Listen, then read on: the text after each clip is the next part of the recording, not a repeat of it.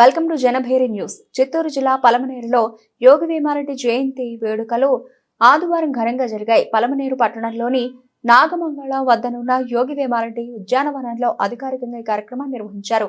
ఈ సందర్భంగా యోగి వేమన విగ్రహానికి పూలమాలలు వేసి పూజలు నిర్వహించారు. అనంతరం 100కు పైగా వేమన పద్యాలు ఆలపించిన చిన్నారులకు ప్రోత్సాహకంగా నగదు బహుమతిని అందజేశారు. అనంతరం కవులు రచయితలైన డి కుమారస్వామిరెడ్డి, డాక్టర్ మలిచెట్ల దేవేంద్ర, శ్రీమతి గండికోట వారిజ, రెడ్డి ప్రకాష్, అశోక్, అలాగే బాలకృష్ణమూర్తులను ఘనంగా సత్కరించారు. సందర్భంగా పలువురు కవులు వేమన కీర్తి అజరామరమని ఆయన సేవలను కొనియాడారు. కార్యక్రమాల్లో assistant BC welfare officer Jaggayya, hostel welfare ఆఫీసర్లు సోమసుందర్ రెడ్డి, ఉమాదేవి, మీనాక్షిలతో పాటు తెలుగుదేశం పార్టీ వీకోట, బైరెడ్డిపల్లి మండలాల అధ్యక్షులు రంగనాథ్, కిషోర్ గౌడ్, పెద్ద పంజాని, మాజీ ఎంపీపీ విజయభాస్కర్ రెడ్డి, ఆంధ్రప్రదేశ్ రెడ్డి సంఘం సలహాదారు రెడ్డివారి అమర్నాథ్ రెడ్డి, టమోటా మండి యజమాని జయరామరెడ్డి, స్థానిక నాయకులు మాజీ ఇంటెలిజెన్స్ అధికారి సుబ్రహ్మణ్యం రెడ్డి, మల్లేశ్వర్ రెడ్డి, వెంకట మునిరెడ్డి, వేమారెడ్డి మరియు పట్టణ నాయకులు సుధాకర్, లోకేష్,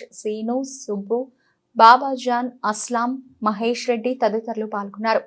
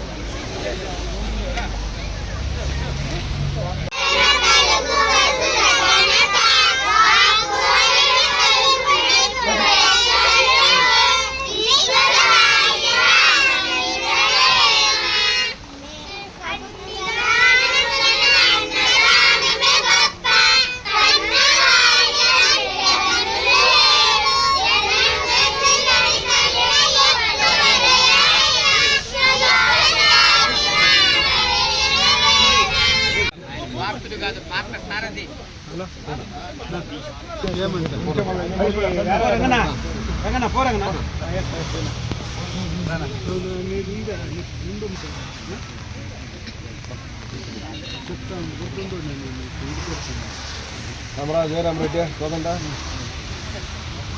వెంగిరెడ్డి, వాళ్ళ వీళ్ళు లేడీస్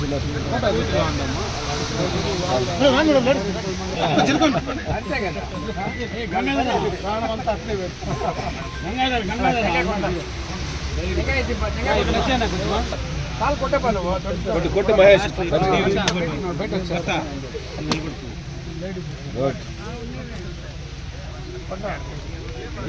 జయ కొట్టు జయ స్లోగన్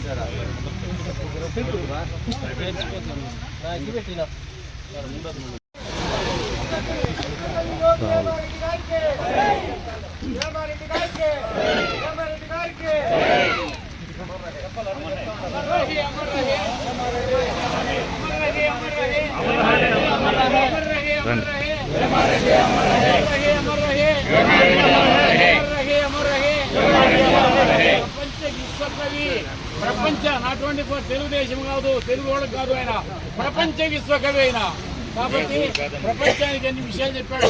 మన తెలుగు వాళ్ళు కూడా ఒక్కడ కూడా పైన రాసిన పద్యాలు 50,000 అయ్యేవాడు. అదే విధంగా ఆ యొక్క విషయాలన్నీ తర్వాత కాబట్టి విషయాలన్నీ కూడా బయట పెట్టాడు. కాబట్టి మనకి ఈ రోజు కన్నా తెలుసుకోలేకపోతే ఆయన గురించి ఆయన గుడ్డలు లేకుండా వేమారెడ్డి గారు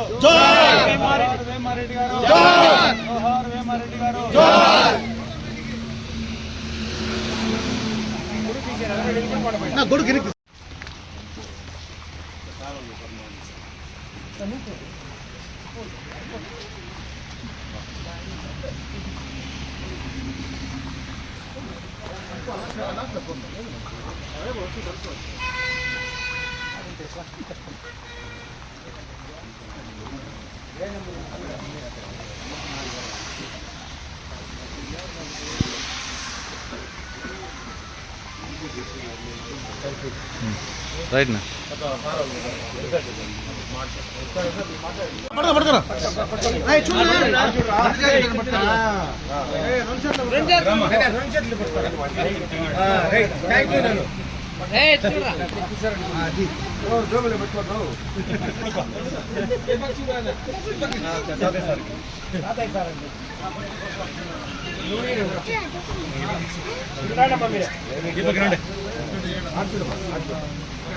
రారా రారా రారా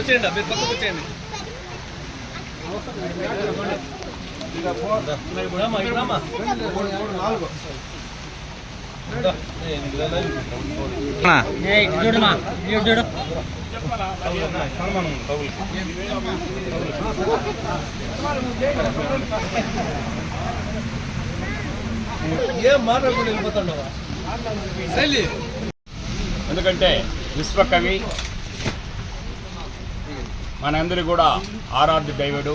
ఎందుకంటే వేమన గారి విషయం తెలియనటువంటి భారతీయుడు ఎవరు ఉండడు. ఎస్పెషలీ మన ఉమ్మడి రాష్ట్రాల్లో వేమన గారు ప్రఖ్యాతి చెందినటువంటి సహజ కవి అతను చెప్పినటువంటి పద్యాల్లో ఉన్నటువంటి అర్థాలని ఒక్కొక్క పద్యాన్ని మనం ఆవలించుకుంటూ పోతే దాంట్లో ఎంతో నిగూఢమైనటువంటి అర్థాలు ఉన్నాయి. దాన్ని మనం పాటిస్తే సమాజంలో మనము ఒక గొప్ప వ్యక్తిగా మనం కూడా వెలిగేదానికి ఆస్కారం ఉంటుంది. ఈ గత సంవత్సరం నుంచి ఈ యొక్క యోగి వేమన జయంతిని ప్రభుత్వ పరంగా నిర్వహించాలనేసి గత సంవత్సరం నిర్ణయించారు. దాని ప్రకారమే ఈరోజు కూడా మన కలెక్టరేట్లో కూడా ఈ ప్రోగ్రాము జరుగుతోంది. మనం ఇక్కడ మన ఎమ్మెల్యే గారి సూచనల మేరకు మనము ఈ కార్యక్రమానికి మా డిపార్ట్మెంట్ తరఫున మేము 15 మంది ఇక్కడ హాజరైనాము. ఈ వర్షం వల్ల అకాల వర్షం వల్ల కొంచెం ఇబ్బందులు ఎదుర్కొన్నా, లేకుంటే ఈ కార్యక్రమాన్ని మరింత రక్తి కట్టించడానికి చేయుతగా ఉండాలనేటువంటి సంకల్పంతోనే మీకు ఇక్కడ రావడం జరిగింది. మనం ఈ వర్షాభావం వల్ల కొద్దిగా ఈ కార్యక్రమాన్ని కుదించుకుంటూ ఈ కార్యక్రమాన్ని దిగ్విజయంగా జరుపుకోవడం జరిగింది. ఈ వర్షం లేకుండా పోతే ఈ వర్షం వల్ల ఈ విధంగా జరిగింది. ఈ కార్యక్రమాన్ని నిర్వహించినటువంటి మన కార్యనిర్వాహాధికారి అయినటువంటి అమర్నాథ్ రెడ్డి గారికి ప్రభుత్వం తరఫున మరోసారి ధన్యవాదాలు తెలుసుకుంటూ మా డిపార్ట్మెంట్ తరఫున కూడా మేము ఆయనకి నివాళులు అర్పిస్తూ జై యోగి వేమారెడ్డి గారు, జై వేమారెడ్డి గారు అమర్ రహే. తెలుగుకు అజరామరమైనటువంటి కీర్తినిచ్చినటువంటి వాడు వేమన. మన శ్రీశ్రీ గారే చెప్పారు, ముగ్గురు కవిత్రయము ఆయన దృష్టిలో. ప్రాచీన యుగంలో వచ్చేసి శిఖన, మధ్యయుగంలో వచ్చేసి వేమన అని చెప్పారు, ఆధునిక యుగంలో గురుజాడ గారు అని చెప్పారు. ఇది మామూలుగా 1806 వరకు ఎవరికి తెలియదు సాహిత్యము, ఈ వాంగ్మయం గురించి. సిపి బ్రౌన్ గారు దాన్ని వెలికి తీశారు. తర్వాత దాన్ని లాటిన్లోకి, స్పానిష్ భాషలోకి విశ్వవ్యాపితం చేశారు. మన సాహిత్య అకాడమీ వాళ్ళు, కేంద్ర సాహిత్య అకాడమీ వాళ్ళు వేమన సాహిత్యాన్ని అంతా కూడా, వేమనకు సంబంధించినటువంటి జీవిత చరిత్ర, ఆయన రచనలకు సంబంధించి ఒక పుస్తకాన్ని 14 భాషల్లోకి అనువాదం చేశారు. ద్రవిడ భాషలు అన్నింటిలో కూడా ఈరోజు వేమన గురించి. వేమన విశ్వవ్యాపకమైనటువంటి ఒక ప్రజాకవి. ఆయన స్పృశించని రంగము, ఆయన స్పృశించనేటువంటి విషయమే లేదు. జీవితానికి సంబంధించినటువంటి 360 డిగ్రీల మొత్తం గోళాన్ని ఆయన సృష్టించారు. అరుదైనటువంటి తాత్వికత కలిగినటువంటి వాడు. తర్వాత మన సుబ్రహ్మణ్యం చెప్పినట్టుగా, బాలు చెప్పినట్టుగా ఆట వెలుతుల్లో రాశాడు. ఒక పెద్ద సులభమైనటువంటి రీతి, పామరుడికి అర్థమవుతుంది, మేధావికి అర్థమవుతుంది, తాత్వికుడికి అర్థమవుతుంది. ఆయన స్పృశించని రంగం లేదనే దాంట్లో నా ఉద్దేశం ఏమంటే, కులమత భేదాల గురించి ఆపసపాలు పడుతున్నటువంటి సమాజానికి ఆ కాలంలోనే తన దగ్గర ఉన్నటువంటి పనిముట్లతో శస్త్రచికిత్స చేసినటువంటి వాడు. అప్పటికీ ఇంత ఆధునికత, ఇంత భావ సంచారము ఇంత లేదు. అయినప్పటికీ కూడా ఆయన తనకున్నటువంటి జ్ఞాన దృష్టితో సమాజానికి ఒక రకమైన శస్త్రచికిత్స చేశాడు తన రచనల్లో అని చెప్పచ్చు. నేను మొదటి ఒక 4-5 పద్యాలు నేను రాసుకొచ్చాను. యాక్చువల్లీ నేను ఇంగ్లీష్ స్టూడెంట్, తెలుగు అంటే బాగా ఇష్టము. యోగి వేమన గారు తెలుగు సాహిత్యంలో సృష్టించినటువంటి రంగం అంటూ ఏది లేదు. ఏ రంగంలో తీసుకున్నా ఆయనదంటూ ఒక ప్రత్యేకమైనటువంటి శైలి ముద్ర కనిపిస్తుంది. ఆట వెలది పద్యాలను ఈటెలుగా మలిచి సమాజంలో ఉన్నటువంటి కుళ్ళును, అసమానత్వాన్ని, అన్యాయాన్ని కడిగి పారేసినటువంటి గొప్ప వైతాళికుడు యోగి వేమన గారు.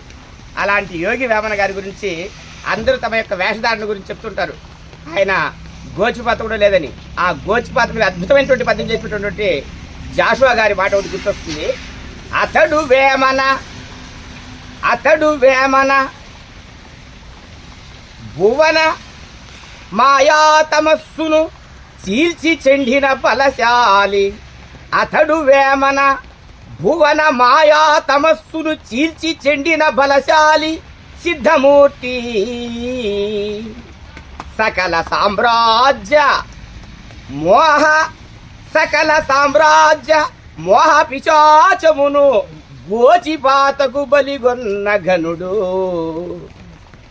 సకల సామ్రాజ్య సుఖభోగంబులను సకల సామ్రాజ్య భోగ పిశాచమును గోచిపాతకు బలి ఇచ్చిన ఘనుడు. విసిగి వేసారి తిరిగి వీధుల్లో యాసువుగా కూసినటువంటి కొన్ని కోతలే లోక ప్రసిద్ధమైనటువంటి నీతులై ఇప్పటికీ ఒప్పారుచుండు. కాబట్టి శ్రీశ్రీ లాంటి మహాకవులు సైతము ప్రాచీన యుగములో తిక్కన, మధ్యయుగములో యోగి వేమన, ఆధునిక యుగంలో అనేక ఆధునిక అడుగుజాడలకు గురుజాడ అప్పారావు గారి యొక్క గొప్పతనాన్ని తెలియజేస్తూ మధ్యయుగములో వేమనకు మించిన వాడు లేడు అని శ్రీశ్రీ అంతటి గొప్ప మహాకవే సెలవిచ్చారు.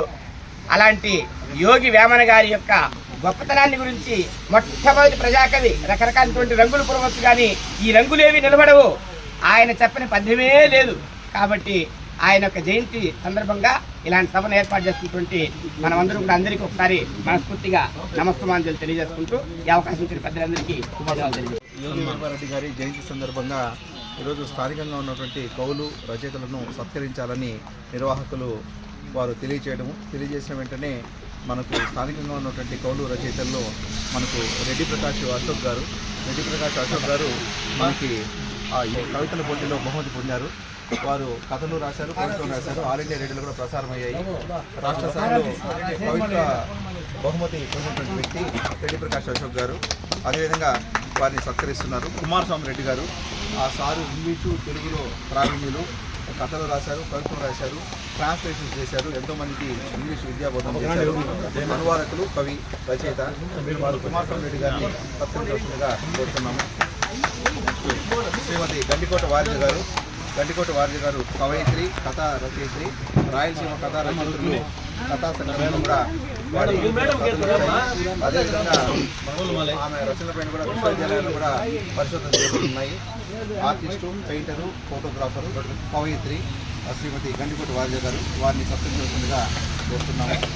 అదేవిధంగా డాక్టర్ మల్లిచెట్ల దేవేంద్ర గారు పలమేరు ప్రకృతి తరపున అందరికీ పరిచితులు, కవి, కథకులు. అదేవిధంగా తలుపు అని ఒక అద్భుతమైన కథను రాశారు. ఆల్ ఇండియా రేడియోలో వాళ్ళ కథలు ప్రసారమయ్యాయి. డాక్టర్ మల్లిచెట్ల దేవేంద్ర గారు, వారిని కూడా సత్కరించుకుంటున్నాము. బాలకృష్ణ గారు ఆయన సహజ కవి బాలకృష్ణమూర్తి గారు అనర్గళమైన ఉపన్యాసం వేసినటువంటి వ్యక్తి. రాష్ట్ర స్థాయిలో అనేక సాహితీ కార్యక్రమాలు కూడా పాల్గొన్నారు. బాలకృష్ణ గారు కూడా ఈ సత్కారాన్ని స్వీకరించవలసిందిగా కోరుతున్నాము. ఈరోజు ఈ కార్యక్రమాన్ని ఏర్పాటు చేసిన నిర్వాహకులకి, అదేవిధంగా అమర్నాథ్ గారికి, ఇతర నిర్వాహకులందరికీ కూడా హృదయపూర్వకంగా ధన్యవాదాలు తెలియజేస్తున్నాం. బాలసుబ్రహ్మణ్యం గారు బీసీ వెల్ఫేర్ తరఫున మరి నిర్వాహకులకి, అదేవిధంగా వారికి కూడా సార్కి సత్కారం చేస్తున్నారు. అదేవిధంగా ఈ సత్కారాన్ని స్వీకరించాల్సిందిగా సార్కి ఆయన మనకి సోమశేఖర్ సార్ వచ్చి మనకి ఏమంటే అనేక అవార్డులు తీసుకున్నారు. జిల్లా కలెక్టర్ గారి దగ్గర కూడా అనేక జిల్లా స్థాయిలో బహుమతులు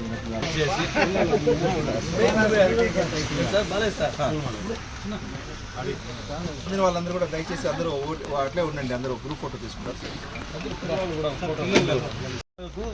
అతీతంగా బతకాలి సమాజం అనే దాని మీద చెప్తారన్నమాట. పశుల వన్య వేరు, పాలెల్ల ఒక్కటే, పుష్ప జాతి వేరు, పూజ ఒక్కటే, దర్శనంబులారు, దైవంబు ఒక్కటే, విశుధాభిరామ వినురవేమ. పుష్పాలు ఎక్కడెక్కడో ఉంటాయి, అనేక రంగుల్లో ఉంటాయి. వాటిని రంగుల్ని బట్టి మనం వేరు చేయలేము. ఎందుకంటే దాని జీవభాష వచ్చేసి పరిమళం.